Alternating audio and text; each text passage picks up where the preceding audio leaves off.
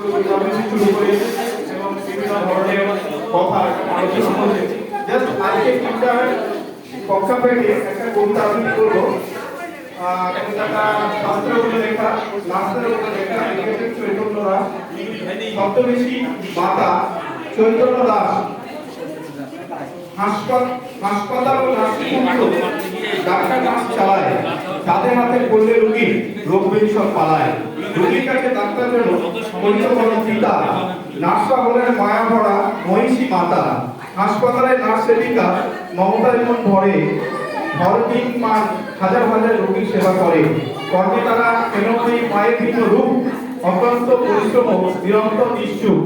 রোগীর কাছে ডাক্তারগণ সব ঈশ্বরের সমান, সেবা কর্মে নার্সরাও তো তার মায়েরই সম্মান। নয়তো তোমরা সিস্টার বা নার্স, নয়তো তোমরা ম্যাম, সেবিকা রূপে তোমরা সকল লেডি উইথ ল্যাম্প। রোগীর সেবায় প্রাণ মিলিয়ে মেলায় না পুরস্কার, সামান্য ভক্তিতে মেলে শুধুই তিরস্কার। রোগীর সেবায় জীবন কাটে গন্ধবিহীন রূপে, ছদ্মবেশী মাতা তোমরা নার্স সেবিকা রূপে। ছদ্মবেশী মাতা তোমরা নার্স সেবিকা রূপে। তো এটা নার্সদের উপর একটা লেখা বর্তমান পরিস্থিতি পক্ষাপেক্ষ অনুসারে। নার্স হচ্ছে এমন একটা প্রফেশন, এই প্রফেশনটা ভাষায় ব্যাখ্যা করা যায় না। এটাকে চাকরি বলা যায় না, এটা একটা সেবা পেশা। সেবা দিয়ে মানুষকে সামনে আনে। আমাদের ইসলামের একটা শরীয়ত অনুযায়ী একটা কথা আছে, নার্স যদি সুন্দরভাবে কাজটা করে এবং সে জান্নাতে চলে যাবে। এটা আমাদের একটা হাদিস থেকে এসেছে। তো সে জায়গায় দাঁড়িয়ে নার্সদের যে অবস্থা সেটা সবার উপরে আমরা জানি।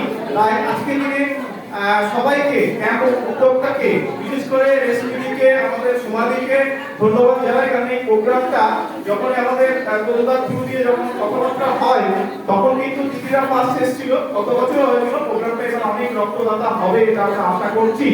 তাই আপনারা সবাই রক্ত দেবেন। রক্ত দিলে কিন্তু আপনাদের উপকারিতা অনেক বেশি। সেটা আপনারা আমাদের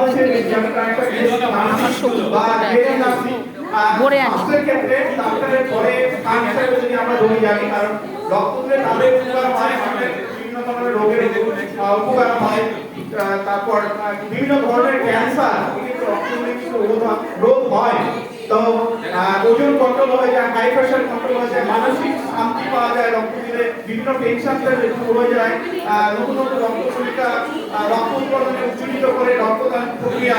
তো আপনারা আসুন এবং আমাদের যেটা যে মানসিক এখন সবচেয়ে বড় বিমারি মানসিক টেনশন, সেটা কিন্তু দূর হয়ে যায়। তাই আপনাদেরকে বলবো, প্রোগ্রাম চলছে প্রায় অনেক 20+ রক্তদাতা দিয়েছে।